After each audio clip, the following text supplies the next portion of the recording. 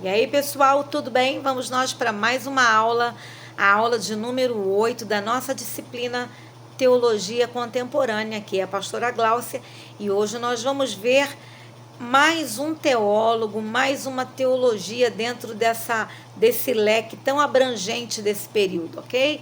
Nós vamos falar sobre um teólogo católico francês, que é o Henri de Lubert. Ele nasceu em 1896 e morreu em 1991, quase 100 anos de idade, né? Então, morreu com 95 anos de idade, uma longa caminhada que ele teve aí na sua vida. Ele foi considerado um dos principais representantes do pensamento religioso contemporâneo, né? O seu campo de preocupação, seu campo de pesquisa foi muito vasto. Ele pega desde os pais da igreja até a teologia medieval, desembocando isso tudo no ateísmo contemporâneo. Então, ele fez ao longo da sua vida uma jornada bem extensa de pesquisa e de produção, né, de material dentro das suas pesquisas. Tá? Ele, em 1967, recebeu um grande prêmio dentro da literatura da Igreja Católica e ele, então, é fundador de uma teologia mais aberta, mais abrangente, mais dialogal até com outras profissões de fé, né? Um diálogo permanente, um diálogo positivo com diversas correntes de pensamento moderno. Então, se de algum lado isso pode ser visto como algo favorável, talvez por outro deva também ter algum motivo de preocupação, ao menos dentro do nosso olhar protestante, tá? Então, ele nasceu na França, como eu falei, em 1891. Depois ele entrou para a Companhia de Jesus, que é uma área da Igreja Católica. Vocês sabem que dentro da Igreja Católica existem vários ramos, né, de onde os fiéis que desejam servir ao sacerdócio, eles podem trabalhar dentro dessa igreja, né? É uma gama imensa. Então, ele foi para a Companhia de Jesus para atuar muito cedo já como professor de teologia. Então, vocês veem, desde o princípio ele já tinha essa vocação de professor, de mestre, de doutor. Ele foi professor de teologia fundamental, de história das religiões. Então, ele trabalhou lá na França. Ele teve várias qualidades como escritor, escreveu muitos livros, muitos artigos, muitos textos. Era um homem muito culto, muito erudito, tá? Um pensamento muito refinado, academicamente falando, tá?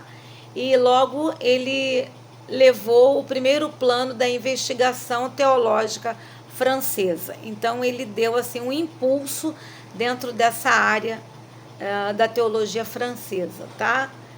Ele começou, então, várias produções literárias, estudo de história da teologia, patrística, teologia medieval, e aí ele começou a fazer diversas coleções de textos e literatura cristã, tá bom? A partir de 1959, apareceram 4 volumes bem grossos de exegese medieval.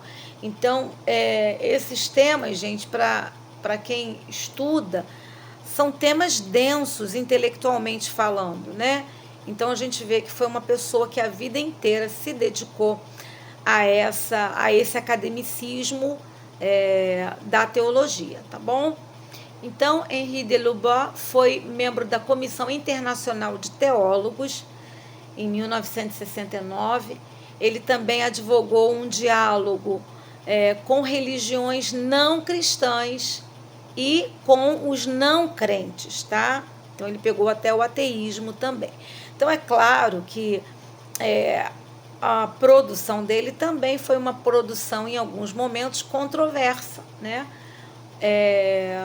e de ter assim, algumas preocupações, alguma resistência da própria igreja em algum momento, tá? Ele, por exemplo, ele escreve, ele faz incursões, por exemplo, sobre o budismo japonês, sobre temas relacionados com o ateísmo e com outras religiões, buscando essa aproximação, esse diálogo, né, e ver aquilo que é coerente, aquilo que é possível de compactar, né, enfim, de dialogar, seria a palavra mais adequada, tá? Seu comentário, a Constituição Conciliar sobre a Divina Revelação, para ele, Deus se lê na história. Então, ele, como trabalha muito essa questão da história, ele vai apontar, né, como que a gente pode, como que as pessoas podem ver Deus na história. Esse trabalho foi em 1974, tá? E, segundo ele, esse é um exemplo de humanismo transcendente, ver Deus na história, tá?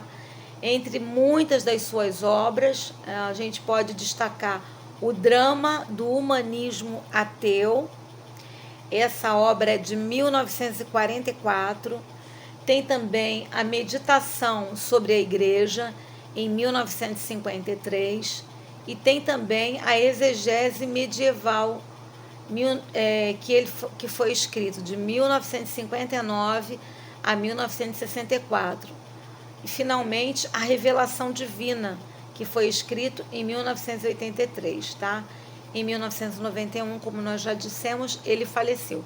Mas todas essas obras que ele escreve são obras, assim, academicamente falando, né, teologicamente falando, dentro dessa visão que ele propõe, são propostas densas de fundamentação para essa aproximação, essa compreensão a esse mundo moderno, contemporâneo, no qual ele está inserido, dando a sua contribuição intelectual e acadêmica. A gente volta no próximo vídeo.